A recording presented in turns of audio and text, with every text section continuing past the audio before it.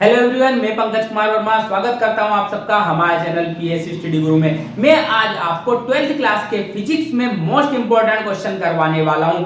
आज हम लेंस से संबंधित आंकिक प्रश्न सॉल्व करने वाले हैं जो कि पेपरों में कई बार पूछे जा चुके हैं और इस तरीके की सिर्फ संख्याएं चेंज करने से नए नए क्वेश्चन बनते जाते हैं। तो आज हम बात करने वाले हैं लेंस के सूत्र पर आधारित आंकिक प्रश्नों की।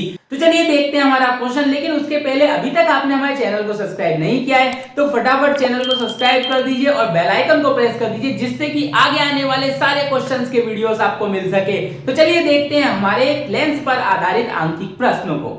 तो चलिए प्यारे स्टूडेंट करते हैं हमारे आज के क्वेश्चन को सोल्व। तो हमारा क्वेश्चन है यहाँ पर 3 सेंटीमीटर ऊंची कोई वस्तु 21 सेंटीमीटर फोकस दूरी वाले लेंस के सामने 14 सेंटीमीटर की दूरी पर रखिए। लेंस द्वारा निर्मित प्रतिबिंब का वर्णन कीजिए। तो यहाँ पे लेंस द्वारा जो प्रतिबिंब बन रहा है वो कितने सेंटीमीटर का बनेगा ये हमें निकालना है। तो सबसे पहले जो हमें दिया हुआ है वो लिख देंगे अपन। यहाँ पर हमें क्या दिया हुआ है, हमें दे रखी है देखो वस्तु की लंबाई। वस्तु कितनी ऊंची है 3 सेंटीमीटर। तो यहाँ पर हमें दे रखा है एक वस्तु की लंबाई और वस्तु की लंबाई को अपन ओ से दर्शाते हैं, कितनी हो जाएगी 3 सेंटीमीटर। एक दे रखी है फोकस दूरी। फोकस दूरी कितनी दे रखी है 21 सेंटीमीटर। तो यहाँ पे लिख देंगे फोकस दूरी।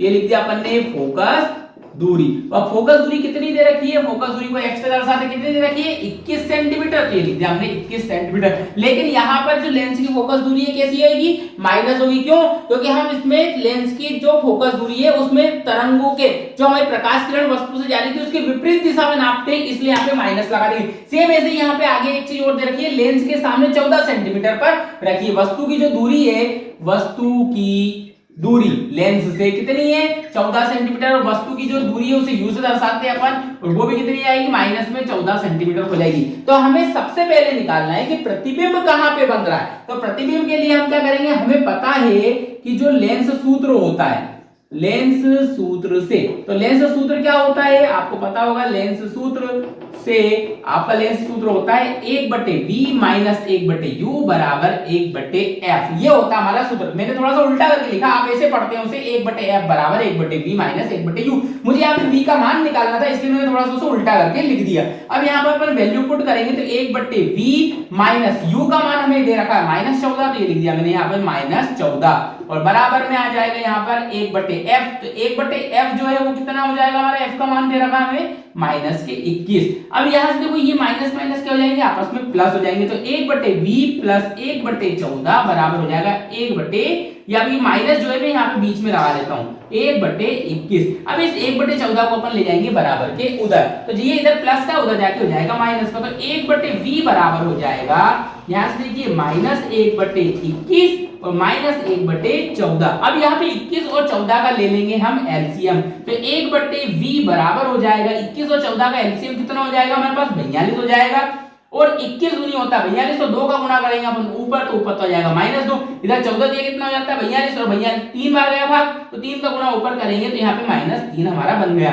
1/v बराबर हो जाएगा, दोनों मिला के कितने हो गए -5/42। अब ये जो 1/v लिखा है इसको अपन कर देंगे उल्टा। तो ये वाली जो संख्या है ये भी कैसी हो जाएगी, उल्टी हो जाएगी। तो देखो यहाँ पर मैंने यहाँ लिखा v/1 बराबर, तो ये भी हो जाएगा 42/5। ये माइनस हमारा आगे लगा हुआ है। अब यहाँ पे देखो इसे काटेंगे तो 15×40 और यहाँ पे फिर एक जीरो बढ़ा दी तो ये बन गई हमारी कितनी 20 और 5 से इसमें देंगे 5 चुको 20। तो ये हो जाएगा v बराबर 8.4 आ चुका हमारा माइनस का। तो प्रतिबिंब जो है वो माइनस का 8.4 सेंटीमीटर पे बनेगा। लेकिन हमें प्रतिबिंब की दूरी ज्यादा नहीं करनी थी, हमें तो प्रतिबिंब कितने सेंटीमीटर का बन रहा था ये निकालना था। तो उसके लिए क्या करेंगे, हम जानते हैं कि जो रैखिक आवर्धन होता है, रैखिक आवर्धन कितना होता है, रैखिक आवर्धन m बराबर होता है I/O।